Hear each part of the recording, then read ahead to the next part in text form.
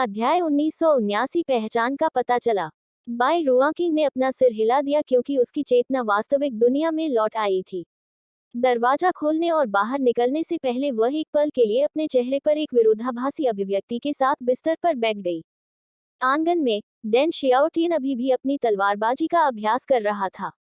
10 metre दूर काओ चेंगली के पैर सिर पर अखरोट के साथ कांप रहे थे।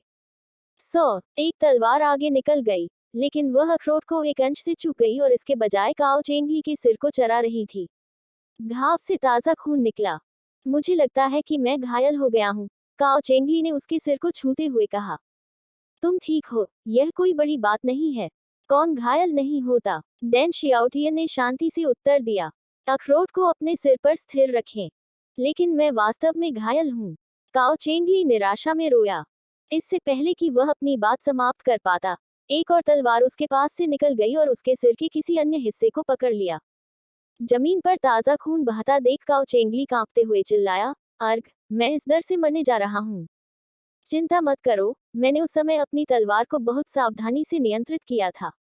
मैंने आपकी खोपड़ी को चोट पहुंचाए बिना केवल त्वचा को खुरच दिया, डैन शियाओटियन ने इत्मीनान से कहा और आगे चलकर अपनी तलवारें वापस ले ली। जैसा कि डैन शियाओटियन ने कहा था, काओ चेंगली के घाव वास्तव में सही थे, इसलिए कोई रास्ता नहीं था कि वह उनसे मर जाए। वह अपने शिक्षक का मार्गदर्शन प्राप्त करने के बाद अपने तलवार टॉस के नियंत्रण का अभ्यास कर रहा था, और उसे यह कहते हुए गर्व हो रहा था कि उसका प्रशिक्षण अच्छा चल रहा था। अन्यथा वह अभ्यास करने के लिए काओ चेंगली के सिर का उपयोग करने की हिम्मत नहीं करता। बाय रुआकिंग अपने सामने अविश्वसनीय रूप से खतरनाक नजारा देखकर सिहर उठी। एक गहरी सांस लेते हुए वह चली गई और शर्मिंदगी से पूछा, जूनियर डैन, सच तो यह है, मैंने हाल ही में सीनियर अंकल झांग के तहत सीखना शुरू किया। क्या आपके लिए अपनी तलवार फेंकने की तकनीक मुझे देना ठीक है? डैन शियाओटियन सिर हिलाने से पहले एक पल के लिए अवाक रह गए। क्या ऐसा है?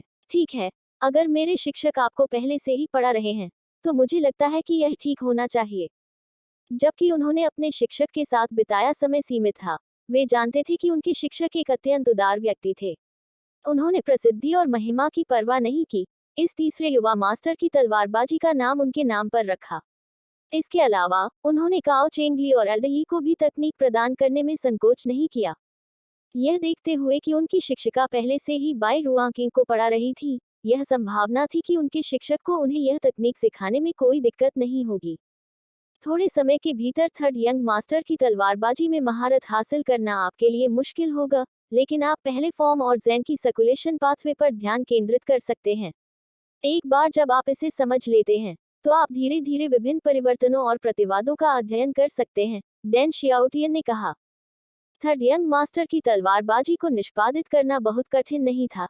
यही कारण था कि वह उस समय केवल ग्रेड सेज 3 डैन में होने के बावजूद इसे सीखने में सक्षम था। डैन शियाओटियन के मार्गदर्शन में बाय रुआकिंग ने 3 मिनट के भीतर बुनियादी बातों को समझ लिया।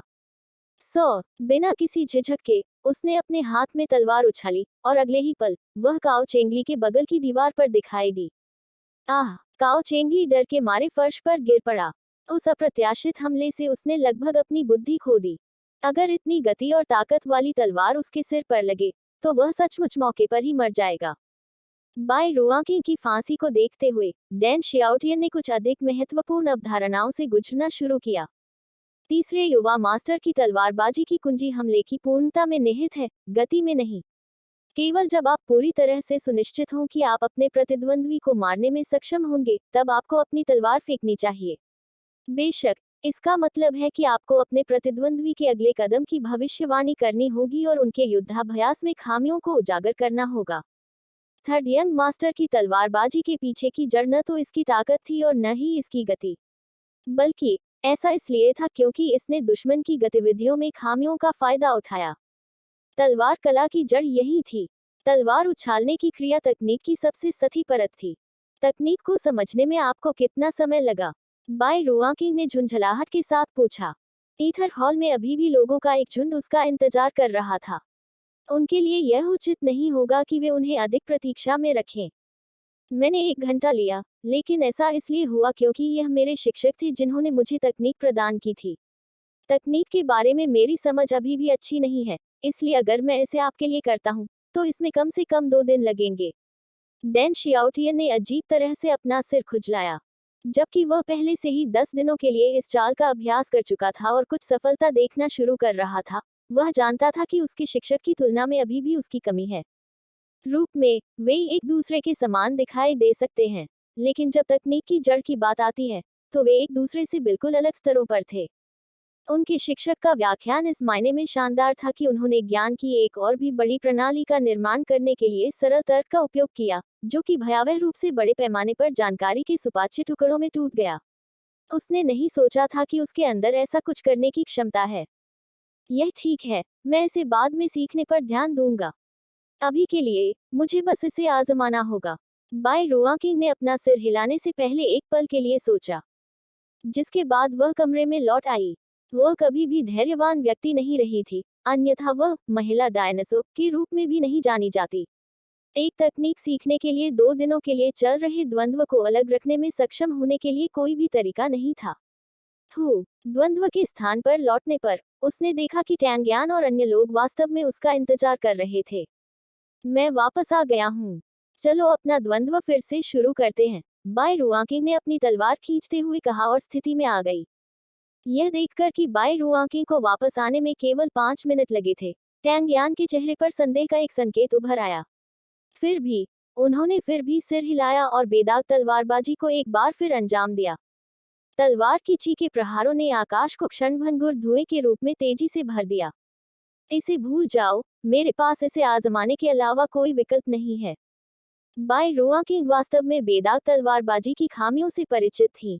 उसने पहले कभी तलवार कला का अभ्यास नहीं किया था, लेकिन अपने दादा के संप्रदाय के तीसरे बुजुर्ग होने के कारण उसकी कई शीर्ष स्तरीय तलवारबाजी मैनुअल तक पहुंच थी। समस्या यह थी कि उसके पास खामियों का फायदा उठाने का कोई तरीका नहीं था। यह उसी तरह था, भले ही आप जानते हो कि एक निश्चित चट्टान के साथ लाल अंडरवियर पहनने वाले एक निश्चित व्यक्ति को मारना संभव है, इसका मतलब यह नहीं था कि आप इसे क्रिया में डाल पाएंगे। बाय रुआकिंग की अधिकांश तलवारबाजी का इरादा करीब करीब लड़ाई के लिए था, जिसके लिए उसे तलवार की खींची द्वारा बनाए गए बहती धुएं की परत को बाईपास करना होगा। हालांकि अगर वह पास भी आती, तो वह निश्चित रूप से उसके तेज तीखेपन से टुकड़े टुकड़े हो जाती। हालांकि अब यह अलग था कि उसके शस्त्रागार में तलवार फेंकने की तकनीक थी। बिना किसी हिचकिचाहट के उसने अपनी कलाई फड़फड़ाई। उसकी तलवार अविश्वसनीय गति से आगे बढ़ी। क्या उसने अपनी तलवार उछाली? स्तब्ध टैंगयान ने बाय रुआकिंग के हमले को रोकने के लिए तुरंत अपना ब्लेड उठाया। केवल अगले ही पल उसके सिर में तेज दर्द महसूस हुआ।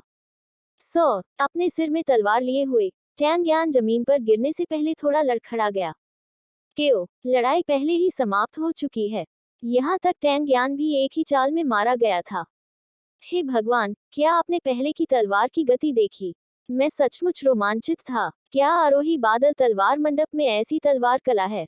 मुझे नहीं लगता कि मैंने इसके बारे में पहले सुना है। वास्तव में यह सिर्फ यह कदम नहीं है। मैंने उस चाल को कभी नहीं देखा जो बाय रुआकिंग हमें पहले भी मारती थी।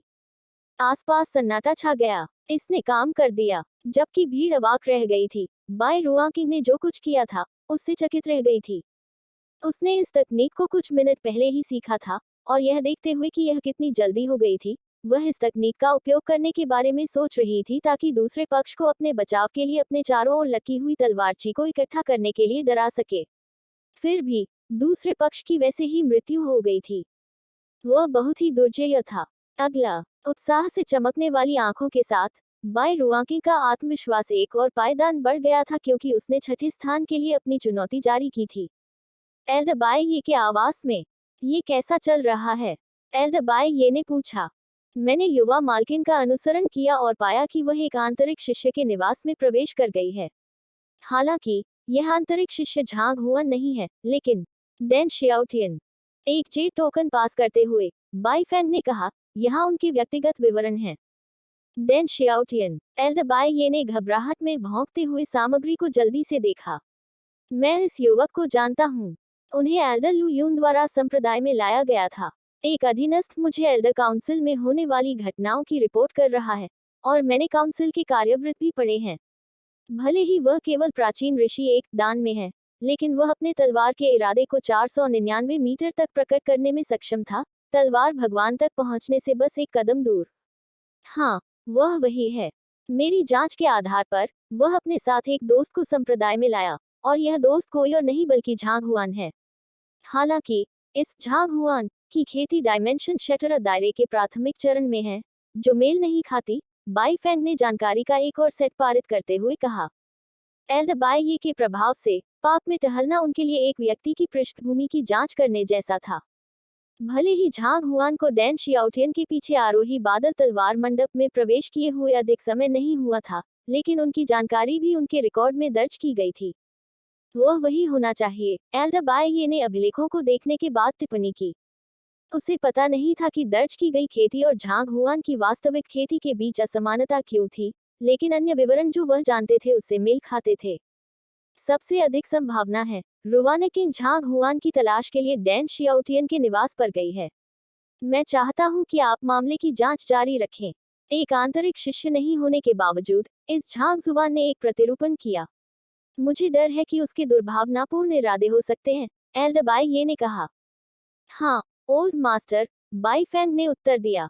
अपने पैरों पर खड़े होकर वह कमरे से बाहर निकलने ही वाला था कि एक और बूढ़ा आदमी अचानक अंदर आ गया। बड़ी बाई, हम बहुत खुश हैं कि आप अपने घावों से ठीक हो गए हैं, लेकिन आपको वास्तव में अपनी पोती को नियंत्रण में रखना है। मेरी पोती, क्या गलत है? एल्डबाई हैरान रह गई। अज्ञानता का नाटक करना बंद करो। मुख्य शिष्यों के ईथर हॉल में प्रवेश करने के बाद उसने 16वीं रैंक से सभी को चुनौती दी और सभी को एक ही झटके में हरा दिया। अभी वह पहले ही शीर्ष 5 में पहुंच चुकी है, बड़े ने हाथ हिलाते हुए कहा। वह शीर्ष 5 में पहुंच गई है। एल्डबाई और बाई फेंग दंग रह गए। वे बाई रुआंकिंग की ताकत से अच्छी तरह वाकिफ थे, और सच कहूं तो 17वें स्थान पर पहुंचना भी उनके लिए कोई आसान उपलब्धि नहीं थी। फिर भी वह वास्तव में शीर्ष 5 में पहुंच गई थी। यह कैसे संभव हुआ? बूढ़े ने एक रिकॉर्डिंग क्रिस्टल को फेंक दिया और कहा, यह उसके द्वंद्वयुद्ध की रिकॉर्डिंग है।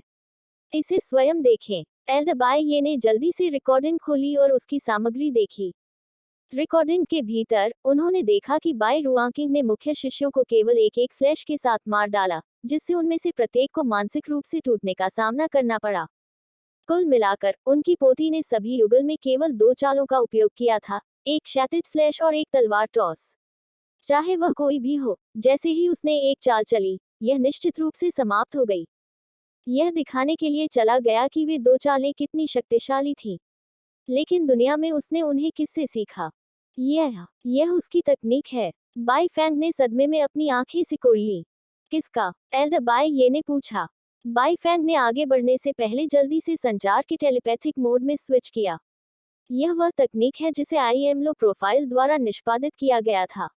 मैंने उसका अध्ययन किया और उसकी व्याख्या भी की। मैंने कभी नहीं सोचा था कि वह वास्तव में मुझसे ज्यादा कुशलता से इसका इस्तेमाल करेगी। ऐसा लगता है मानो जैसे कि उसे व्यक्तिगत रूप से आईएमलो प्रोफाइल द्वारा सिखाया गया है, बाई फेंग ने कहा। आईएमलो प्रोफाइल से जुड़ा मामला पहले से ही लग्न के बादल तलवार मंडप में गूंज रहा था। ऐसा कोई नहीं था जिसे इस मामले की जानकारी न हो।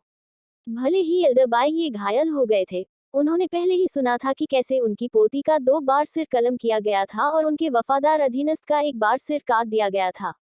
आईएमलो प्रोफाइल एक ऐसा व्यक्ति था जिसे भगवान की तलवार के इरादे को समझने की बहुत संभावना थी। 3 ग्रैंड एल्डर में से एक के रूप में वह संभवतः इस पर नजर नहीं रख सकता था। फिर भी उसी क्षण उन्हें बताया जा रहा था कि उनकी पोती द्वारा निष्पादित तलवारबाजी उसी व्यक्ति से उत्पन्न हुई थी।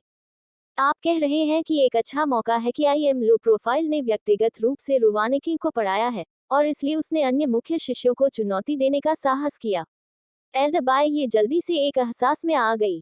वास्तव में कोई अन्य तार्किक व्याख्या प्रतीत नहीं होती थी। हाँ, ओल्ड मास्टर, बाई फेंग ने सिर हिलाया। पूरा संप्रदाय आईएमलो प्रोफाइल की तलाश में है, लेकिन वह वास्तव में रुआंकिंग को अपनी तलवारबाजी प्रदान करने में कामयाब रहा और उसके माध्यम से मुख्य शिष्यों को चुनौती दी। दिलचस्प, वास्तव में दिलचस्प, एल्डबाई ने मुस्कुराते हुए कहा। कहो, आपको क्या लगता है कि वह साथी कौन हो सकता है? मुझे भी यकीन नहीं है। बाई फेंग ने अपना सिर हिलाया, लेकिन अपने शब्दों के आधे रास्ते में उसने अचानक अपनी आंखें चौड़ी कर लीं। कांपते हुए होंठों के साथ उसने पूछा, ऐसा नहीं हो सकता। ओल्ड मास्टर, क्या आप झांग शुआन के बारे में सोच रहे हैं? एल्डबाई ने सिर हिलाया। उसके अलावा और कौन हो सकता है?